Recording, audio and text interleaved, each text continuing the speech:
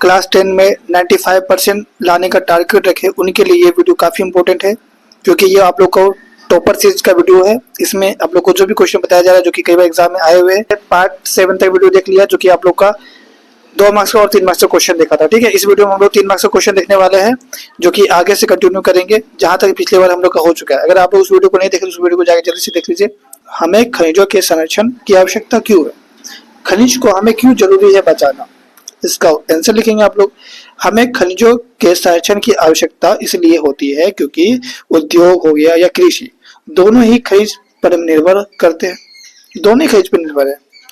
खनिज संसाधन सीमित तथा अनवीकरणीय योग्य है, यानी कि एक बार आप इसको उपयोग कर ली तो बनने में लाखों करोड़ों वर्ष लग जाते हैं। सीमित है, बहुत कम है, जो कि एक दिन समाप्त हो जाएगा, पक्का एक दिन समाप्त हो जाएगा, और भविष्य में आने वाले पीढ़ी इसका प्रयोग नहीं कर पाएंगे। जैसे कि आप लोग अभी बाइक चला रहे तो पेट्रोल भराते हैं ना, तो अगर खत्म हो जाएगा तो पेट्रोल आएगा कहाँ से?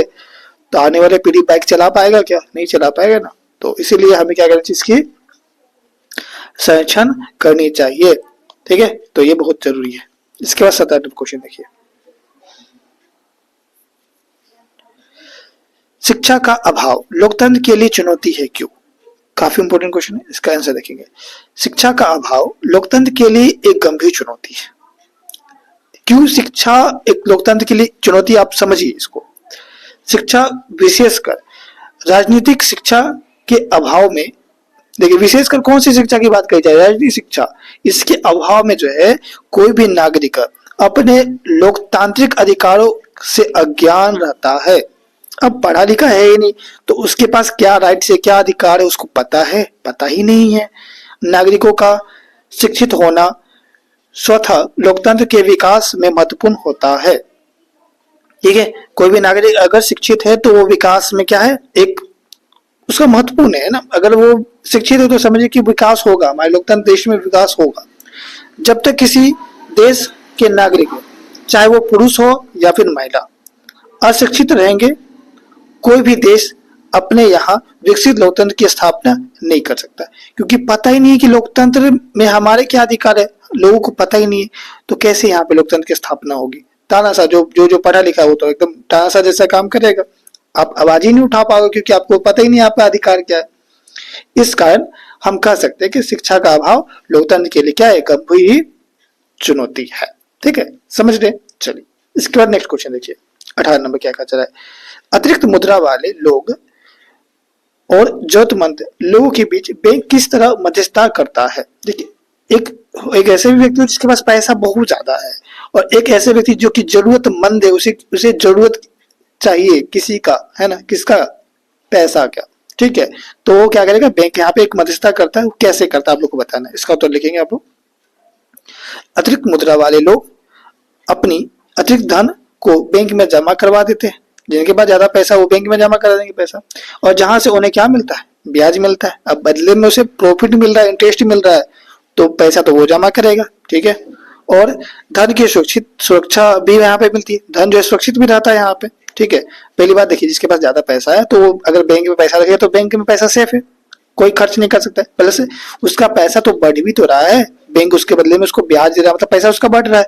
तो जो धनी लोग उसको तो फायदा ही है, जिसके पास ज्यादा पैसा है तो बैंक में जमा करेगा, बिल्कुल खुशी खुशी जमा करेगा। और बैंक क्या करेगा?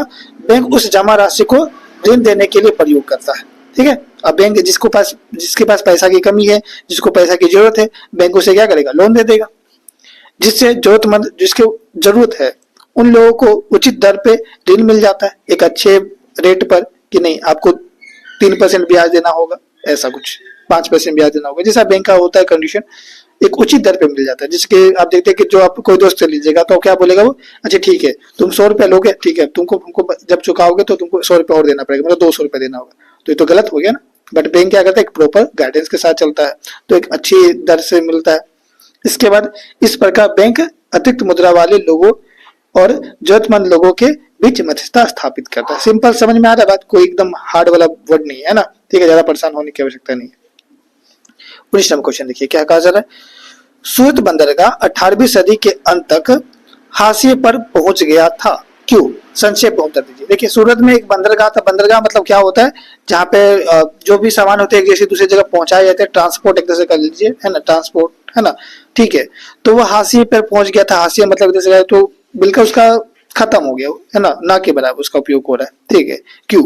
इसका उत्तर आप लोग समझाना है। देखिए इसका समझेंगे एकदम आसानी हम लोग, है ना। मशीनों का युग से पहले अंतर्राष्ट्रीय बाजार में भारत के सूती कपड़े का दबदबा रहता था, है ना। पूरे अंतर्राष्ट्रीय बाजार में, पूरी दुनिया में भारत का सूती कपड़ा का दबदबा था, यानी हर जगह भारत का कपड़ा का डिमांड होता था। उस समय क्या होता था? सूरत के बंदरगाह का बड़ा ही बोलबाला था, बहुत ज्यादा। यहाँ पे सूरत का बंदरगाह में चहल पहल रहता था, बहुत सारी चीजें वो जाते थे एक देश से दूसरे देश, है ना, ठीक है। कब? जब मशीन का युग नहीं था तब वहां से बहुत ज्यादा निर्यात होता था, बहुत ज्यादा सामान जो है वो निर्यात होता था, मतलब जाते थे दूसरे देश में जाते थे।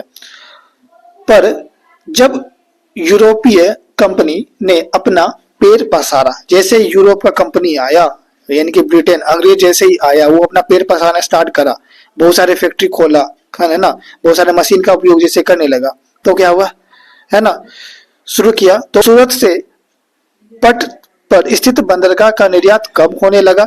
अब देखिए तो यहाँ पे जो सूरत पे जो आपका बंदरगाह था वो उसमें जो निर्यात हो रहा था वो कम हो गया, क्योंकि अब डिमांड किसका हो गया? ब्रिटेन का वस्तु का, ठीक है। तो दबदबा कम हो गया। अब जो पहले दबदबा पूरा था अब खत्म, ठीक है।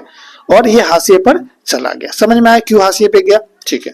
चलिए इसके बाद नेक्स्ट क्वेश्चन देखिए 20 नंबर।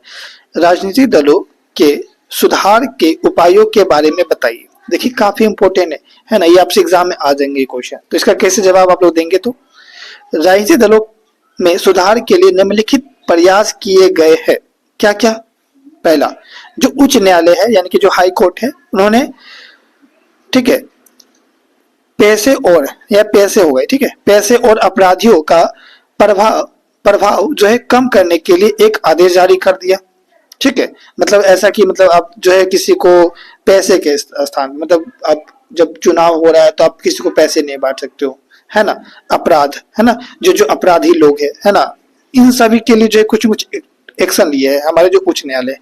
दूसरा, चुनाव लड़ने वाले अपनी के जो उनका संपत्ति है ना उसके बारे में जो है शपथ पत्र देना अनिवार्य कर दिया गया है ना, ठीक है। उसका जो है जो भी ब्यौरा होता है, मतलब पूरा जानकारी वो शपथ पत्र में जो उसे देना पड़ता है, अनिवार्य कर दिया गया है ना, कि आपके पास कितना संपत्ति है ना, वो सारी चीज आपको यहाँ पे बताइए, ठीक है। आपने कितनी क्राइम करके रखे वो भी बताइए, ठीक है। सब कुछ बताना पड़ता है, ये सब चीजें होता है। विधायकों और सांसदों को दल बदल रोकने के लिए संविधान में संशोधन किया गया है, ठीक है। अब कोई भी व्यक्ति होता है, जैसे मान के चलिए अभी बीजेपी पार्टी में बोलेगा नहीं, है ना, बीजेपी पार्टी देखेगा हार रहा है तो चले जाएगा कांग्रेस में, देखिए कांग्रेस हार जाए तो आ जाएगा बीजेपी में। तो वो दल बदली जो है वहाँ पे वो सरकार बन जाता है ना, उसे दल बदली सरकार का दिया जाता है। और हमारे अब संविधान में जो ये चीज इंक्लूड करा गया कि ज्यादा आप दल बदल कर नहीं सकते, उस पर रोक लगाने का जो है यहाँ पे प्रयास करा गया है। इससे हम लोग राजनीतिक दल को सुधार सकते हैं। इसके नेक्स्ट क्वेश्चन आप लोग यहाँ पे देखेंगे तो आप लोग का क्वेश्चन है यहाँ पे कि लोकतंत्र किस प्रकार का वैध शासन व्यवस्था। देखिए वैध मतलब एक तरह से कहा जाए तो कानून होता है। वैध मतलब क्या होता है? कानून। जब भी क्वेश्चन में वैध दिखे समझिए कानून का बात हो रहा है ना, ठीक है। तो लोकतंत्र किस प्रकार जो है वैध शासन व्यवस्था है, तो इसको आपको जवाब देना है कि लोकतंत्र एक वैध शासन व्यवस्था है। लोकतंत्र में जनता के समर्थन के बिना कोई नई सरकार नहीं बन सकती है। सरकार कैसे बनेगा? कानून से चलेगा। जनता अगर समर्थन ना करे, अगला को वोट ना दे जनता, तो उसका सरकार बनेगा? उसका सरकार तो नहीं बनेगा। तो यह केवल लोकतंत्र में ही संभव है।